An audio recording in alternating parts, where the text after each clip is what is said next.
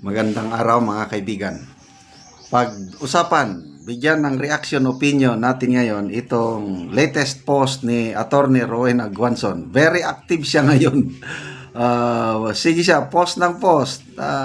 Nagtratrabaho na siya as an official spokesperson ng OBP. Okay, sabi niyo, I will set it on stone. Tambaloslos will never be president. Itagalog natin, itaga ko sa bato, Tambaloslos hindi magiging presidente. Ay nako, grabe itong mga birada ni Attorney Guanzon, napaka simple lang. Kung minsan may humor, kung minsan seryoso, sapul na sapul. Yung na-vlog ko na kanina, sabi niya na dahil kay speaker may ayuda.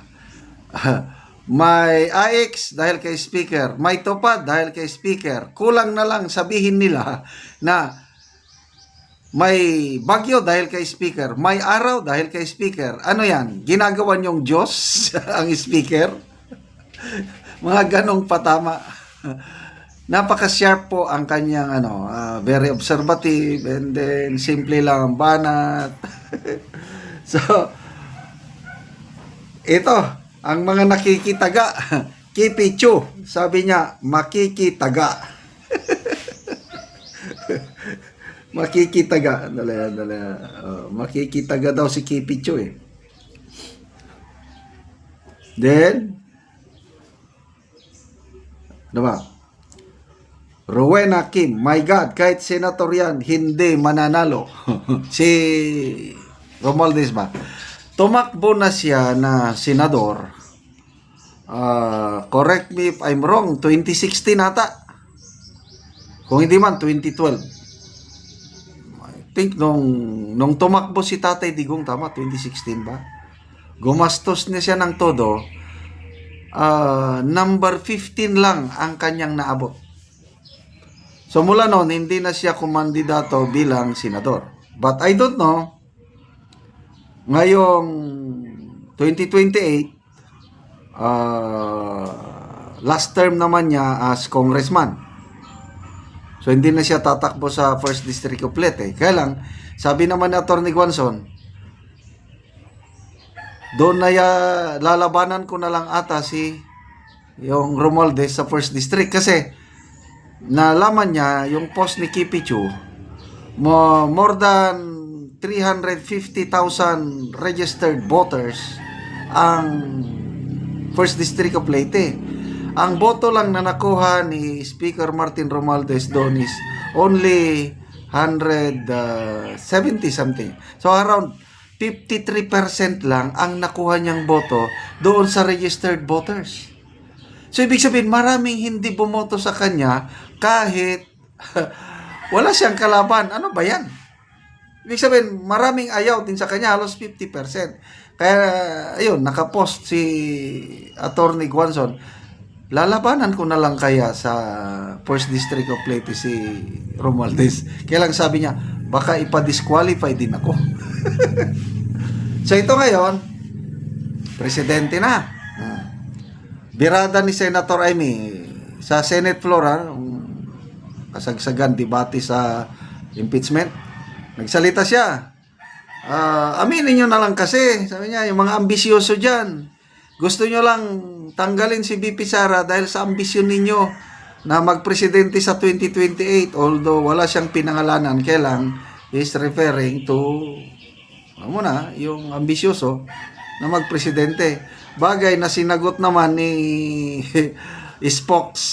House spokesperson Abante na wala daw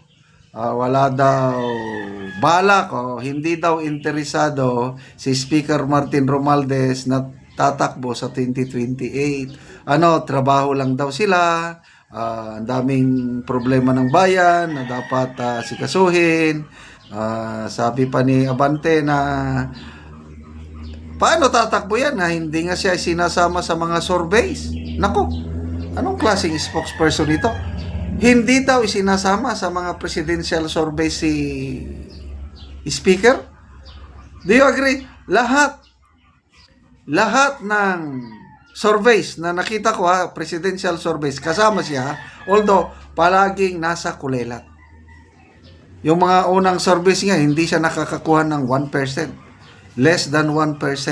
Lately na lang, itong last month ata, Tangerine survey, yung paborito niyang taga-survey, na palaging pabor sa kanya. Uy, from 1% tumaas, naging 6% na siya. Kailang number 5 pa rin. Kulelat pa rin eh. Ang nangunguna sa presidential survey, BP Sara, 29%. Ex-BP Lenny, 21%. Yan, dikit. Pangatlo, si Bongo, 15%. Pang-apat, si Rafi Tulfo, 11%. Yon, biglang inangat si Speaker Romualdez. Number 5 na siya at 6%. Sumusunod si Risa Ontiveros, Padilla, Senator Amy. So, agree ba kayo sa fearless forecast ni Atty. Guanzon, itaga sa bato? Hindi siya maging presidente. Ano ba sabi niya dito? Tambaluslos will never be president. Itong mga comments naman nabasa ko, pwede attorney, president ng Barangay Tanod, o Purok President, or PTA President. Ito. Sara Ricarte, ako na po mag-provide sa iyo ng itak, attorney. Kasi itataga kailangan niya ng itak. Ronjel Delfin, pero gusto ng mga Ilonggo, ma'am, maging senador ka sa 2028. Attorney Rowena Guanzon para maganda. Yan ang claymore na ngayon ng mga DTS. Di ba? Dapat, sana lang, sa senatorial slate ni BP Sara for 2028, Rowena Guanzon, para may katimbang si Senator Marcoleta na matatapang. Ito na yung mga sumusunod sa yapak ni late Senator Miriam Defensor Santiago, mga tapang at malasakit at may talino.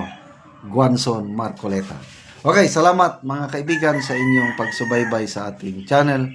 Nakakatulong kayo ng malaki sa tribong Talandig ng Bukidnon dahil ang sweldo natin sa channel na ito is pantulong natin sa tribo.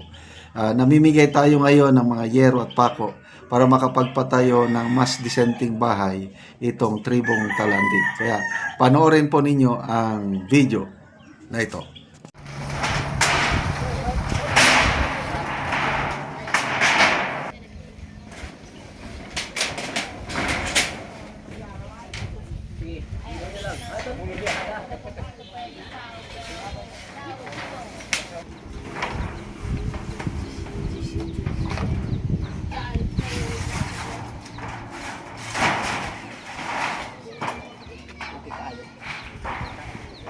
Tayo ah.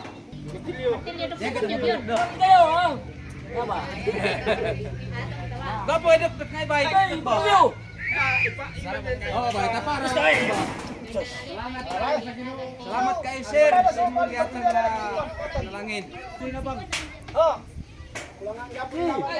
Ayro, salamat kayo. Ginoo, salamat.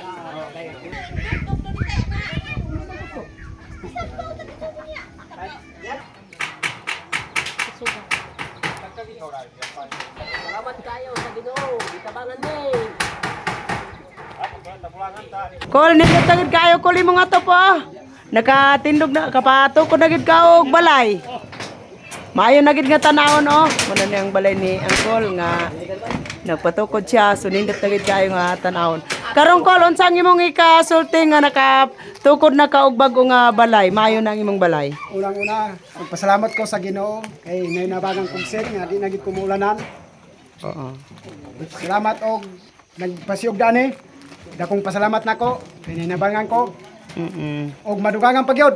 Naot ko madugangan ko sen kay kulang pag abo og kulang pag barkon.